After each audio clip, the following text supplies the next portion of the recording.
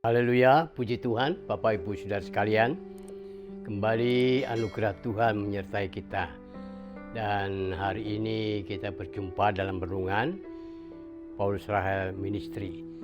Baik, mari kita tunduk kepala dan berdoa. Bapa yang baik, segala puji syukur. Kembali Tuhan kami dengan anugerah dan kasih-Mu kami boleh berkumpul seperti ini. Semua bukan karena kekuatan kami, tapi semata-mata karena Tuhanlah yang menyertai kami. Kami mau menikmati firman-Mu, biar roh hikmat menyertai setiap pribadi, baik hamba-Mu maupun jemaat-Mu dimanapun berada. Terpuji nama-Mu, Roh Kudus bekerja dari awal sampai berakhirnya. Dalam nama Yesus kami berdoa. Amin. Nah, Bapak Ibu yang dikasihi Tuhan, kembali kita akan menelaah tentang siapakah Yesus itu. Dua kali kita telah mempelajari tentang kelahiran, tentang kehidupan, tentang pelayanan, dan tentang kematian sampai pada kenaikan ke surga. Nah, semua itu membuktikan kebenaran bahwa Yesus itu bukan manusia biasa. Dia manusia yang luar biasa, tapi dia juga Allah yang ajaib. Nah, hari ini kita akan mendengar tentang pengakuannya Yesus sendiri untuk lebih mengokohkan apa yang telah dinubuatkan dalam Perjanjian Lama dan diwujudkan dalam Perjanjian Baru, supaya lebih mantap keyakinan Bapak Ibu Saudara tentang berimankan kepada Yesus Kristus. Nah, untuk itu kembali kalimat dalam Matius 16 ayat 15-16 dan saya akan bacakan. Lalu Yesus bertanya kepada mereka, "Tetapi apa katamu? Siapakah aku ini?" Maka jawab Simon Petrus, "Engkau adalah Mesias, Anak Allah yang hidup." Saya pasti mengaminkan Bapak Ibu tidak akan bosan dengan ayat ini. Mari kita telusuri pengakuan Yesus sendiri supaya iman Bapak Ibu lebih kuat. Nah, suratan Rasul Yohanes dalam Wahyu pasal 1 ayat 8, saya akan bacakan. Wahyu 1 ayat 8, "Aku adalah Alfa dan Omega, firman Tuhan Allah yang ada dan yang sudah ada dan yang akan datang, yang Maha Kuasa." Inilah ungkapan pengakuan Yesus lewat Rasul Yohanes dalam firman-Nya. Karena dia adalah Yesus yang diberikan kuasa baik di surga maupun di bumi. Yesaya dalam 49 ayat 26c. Di sana Yesaya mengatakan, "Aku juru selamatmu dan penebusmu. Dia Allah yang hidup, juru selamat semua manusia, terutama mereka yang percaya," kata Yesus kepadanya. Yohanes 14 ayat 6, "Akulah jalan kebenaran dan hidup. Tidak ada seorang pun yang datang kepada Bapa kalau tidak melalui aku." Ini pengakuan yang hidup, baik lewat mulut Yohanes dalam Wahyu maupun pribadinya sendiri dalam kitab Yohanes pasal 14 tadi.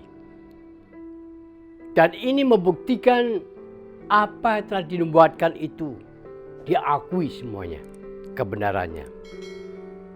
Maka dalam akhir-akhir pelayanan dan penderitaannya serta kematian kebangkitannya dan kenaikannya ke surga disaksikan oleh ratusan murid-murid Tuhan.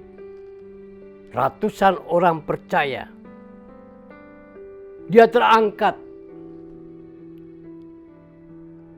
Dan Yesus akhirnya tertutup oleh awan dari pandangan mereka. Kisah Rasul pasal 1 ayat 9, Bapak Ibu Saudara boleh dibaca di sana. Di saat-saat seperti itu, akhir dari segala-galanya, Mereka melihat ke atas. Sepertinya termangu-mangu. Keheran-herannya, keajaibannya. Tiba-tiba malaikat ada di samping mereka. Mereka memberikan pesan dalam Kisah Rasul pasal 1 ayat 11. Dan berkata kepada mereka, "Hai orang-orang Galilea, mengapakah kamu berdiri melihat ke langit? Yesus ini yang terangkat ke surga, meninggalkan kamu, akan datang kembali dengan cara yang sama seperti kamu melihat dia naik ke surga." Dan kebenaran ini mungkin bagi mereka perlu tanda tanya besar.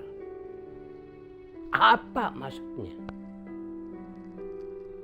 Dan ini pengertian Alkitab bahwa sesungguhnya dia akan datang kembali untuk kedua kalinya.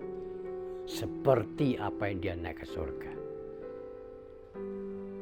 Jadi ya peristiwa-peristiwa mulai dari suratan Taurat Musa, Yesaya, sampai kepada seluruh perjanjian baru. Itu satu kebenaran yang mutlak. Membuktikan bahwa Yesus Allah dalam kemanusiaan dalam dunia ini. Oleh karena Roh Kudus. Bukan oleh karena perkawinan atau persetubuhan maaf kata. Roh Kuduslah yang menjadikan Allah di surga itu menjadi manusia. Berarti dia adalah Allah 100%. Bukan rasul, bukan nabi. Dalam kemanusiaan dalam dunia ini seperti kita sama. Lapar, makan, haus, minum, capek, istirahat. Tapi di samping itu dia mujizat-mujizat terjadi. Di samping itu keajaiban-keajaiban terjadi. Sampai kepada penderitaannya, kematiannya. Tapi dia bangkit pada hari ketiga. Itu semua membuktikan kemanusiaannya. Berarti Allah bukan saja 100% Allah. Tapi juga 100% manusia. Nah, dengan data-data seperti ini, apakah Bapak Ibu Saudara sudah terukir dalam hati keimanmu? Sehingga benar-benar kita mengakui bahwa Yesus adalah anak Allah, bahkan Allah sendiri. Dijauhkan kiranya kekhawatiran, kebimbangan, keraguan-raguan tentang Yesus itu. Seandainya saat ini ada 1 maupun 2 orang yang masih meragukan Yesus itu siapa, mari hari ini Tuhan pun hadir di sampingmu karena dia Immanuel. Dia mengetuk hati pintumu supaya Yesus bisa masuk dalam hati kehidupanmu.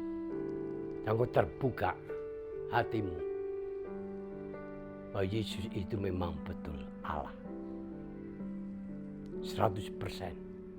Dan dia manusia 100%. Tanpa dia tidak ada keselamatan dalam bumi ini. Karena itu mari lewat firman hari ini, kembalilah keimananmu yang sungguh-sungguh keluar dari hatimu. Mengaku Yesus sebagai juru selamatmu. Maka surga menjadi bahagian.